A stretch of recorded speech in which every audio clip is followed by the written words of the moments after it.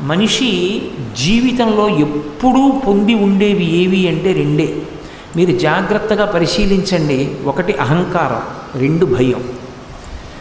సాగిపోయినంత కాలం ఇదంతా నా వల్లే అని గుండెల మీద చెయ్యేసుకు తిరుగుతాడు, అప్పుడు అహంకారం. ఏదైనా ఉపద్రవం వస్తోందనుకున్నాడు అనుకోండి, భయం. అహంకారమనందు పరమేశ్వరుడు జ్ఞాపకానికి రాడు, భయం ఏర్పడిన నాడు పరమేశ్వరుడు జ్ఞాపకానికి వస్తాడు.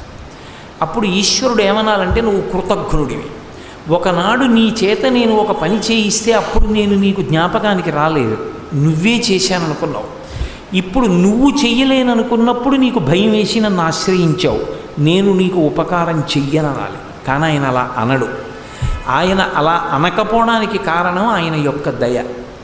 అయ్యో వాడు కాకపోతే ఎవరు చేస్తారు తప్పు? పిల్లవాడు ఏదో తప్పు చేశాడు, మనసు మార్చుకున్నాడు, వెంటనే కిందకి దిగొస్తాడు పరమాత్మ.